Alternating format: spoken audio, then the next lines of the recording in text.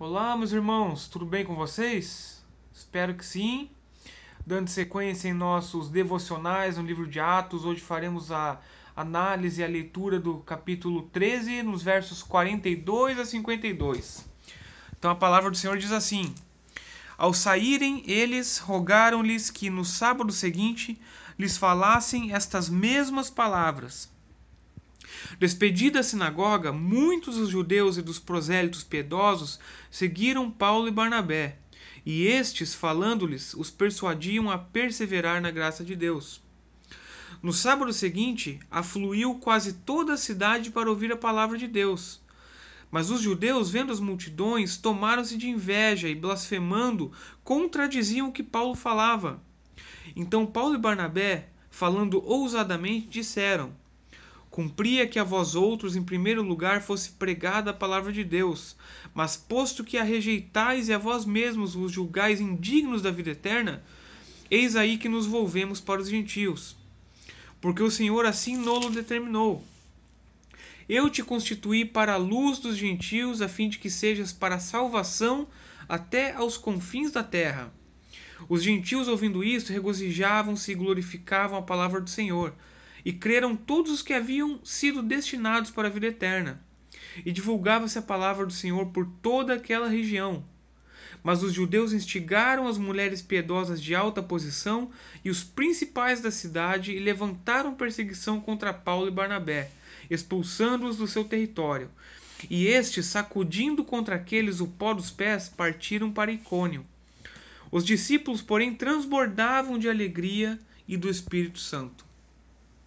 Pois bem, meus irmãos, mais uma vez nós vemos aqui no contexto da igreja primitiva, né, os nossos irmãos em Cristo que levavam a mensagem da cruz, que verdadeiramente viviam esta mensagem, né, sendo perseguidos de maneira covarde, de maneira cruel pelos judeus, né, pelos próprios judeus.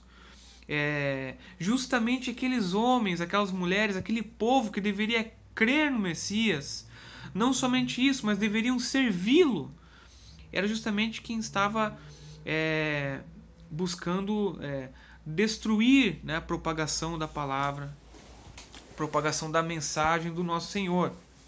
Então, de outro lado, nós temos os gentios aqui recebendo esta mensagem, né? Vemos que de fato Deus havia feito uma obra muito grande, que estava realmente deixando muito explícito que o Espírito Santo estava com aqueles homens, né? Por isso a tentativa dos judeus, inclusive, de blasfemar, né? Ou seja, eles blasfemavam no sentido de que aquilo que era dito por Paulo e Barnabé provinha do próprio Espírito Santo, né? Vinha do próprio Deus. Mas eles pervertendo, né, corrompendo aquilo que era dito, eles blasfemavam. Ou seja, eles pecavam, inclusive, contra o Espírito Santo. Um pecado gravíssimo, né? Como nós vemos em outras partes das Escrituras. E neste contexto, nós vemos aqui a soberania de Deus agindo por trás de todo esse cenário, né? Nada disso aqui estava a par da vontade do Senhor. Realmente nada disso aqui era uma novidade para o nosso Deus, né? E de maneira muito precisa nós vemos aqui que aqueles homens que criam nessa mensagem, eles o faziam por conta de que haviam sido predestinados para isso, né? O verso 48 diz assim, né? E creram todos os que haviam sido destinados para a vida eterna. A mensagem era uma, né? Ela realmente era uma mensagem aberta. Os judeus estavam ouvindo essa mensagem, né? Embora mais destinada aos gentios por conta daquilo que é falado anteriormente, né? De que a mensagem inicialmente fora preparada para os judeus, mas por conta deste coração deles, né, cheio de soberba, cheio de ganância, cheio de religiosidade, não terem ouvido estas palavras, né? A mensagem foi pregada aos gentios. Então, quando a mensagem chega aos gentios, ela de maneira muito fértil, ela produz os seus frutos. Nós vemos a igreja crescendo não somente em número, mas em intensidade no relacionamento com Deus.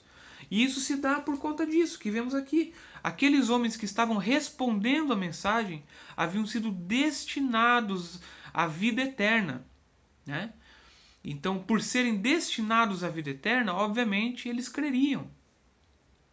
Então, a obra do Espírito Santo na predestinação, ela não é uma obra mecânica, não é algo binário, né? Em que o sujeito simplesmente fala sim, eu creio em Cristo, ou não, eu creio em Cristo, e pronto, tanto faz o reflexo da própria vida dessa pessoa. Né? Mas, por outro lado, a predestinação, né, de maneira muito diferente desse posicionamento, inclusive somos atacados, nós como calvinistas, como presbiterianos, por conta que cremos na doutrina da predestinação, somos atacados à base de falácias, né, por aí, né? Mas de maneira muito divergente disso, nós entendemos que aquele que realmente é um filho de Deus, aquele que é predestinado para a vida eterna, ele realmente crê nessa mensagem. E não somente crê, mas ele vive essa mensagem. Por conta de que ele não faz por algo de bom que exista nele. Né? A nossa concepção é justamente o inverso disso, que é uma obra totalmente de Nosso Senhor. É o Espírito Santo agindo, é a graça de Deus sobre a vida de um pecador. Alguém que estava surdo, alguém que não enxergava, mas que de fato agora consegue ouvir esta mensagem, entender a necessidade de um Salvador. Então, o primeiro ponto aqui, né, que nós vemos, é necessário que o homem reconheça quem ele é, né, para depois ele entender que essa mensagem é necessária para a vida dele. Né? Então, essa é a verdadeira doutrina da predestinação. Não há nada fora disso aqui, né, do que estamos falando, que seja defendido por aqueles que pregam esta doutrina como sendo uma doutrina bíblica. Né? Então, é basicamente isso. Não existe uma predestinação, não existe uma obra do Espírito Santo sem que esta pessoa, sem que este sujeito passivo nesta relação, o homem, né, aquele que crê, sem que ele viva aquilo de maneira realmente verdadeira, aquilo de maneira intensa, né? O homem verdadeiramente nunca deixará de pecar, né? Essa é uma dificuldade nossa nessa vida e realmente é algo com que lutamos. Mas quando nos convertemos, quando somos alcançados pelo Espírito Santo, nós entendemos que essa vida de pecado já não faz mais parte, né? Então, realmente há uma mudança. A nossa vida é uma testemunha daquilo em que cremos. Então, a nossa reflexão de hoje é basicamente isso. Não existe uma parte de mensagem, uma parte dessa doutrina que seja aplicável a nós crentes, né? Sendo que outras doutrinas tão importantes não sejam aplicáveis, né? Então, não é possível ser predestinado sem que nós creiamos de fato nisso. Predestinados à vida eterna, né? Cremos nisso por conta do Espírito Santo que age em nossas vidas, que nos tirou a venda dos olhos, que tocou nosso coração, que entrou, né, em nosso coração de maneira muito forte, criando um relacionamento que temos com Deus. Isso que aconteceu com os gentios, que acontece com cada um de nós, para a honra e glória de nosso Senhor. Então essa é a nossa reflexão de hoje. Espero que o Senhor abençoe a vida dos irmãos. Uma ótima semana a todos. Um abraço.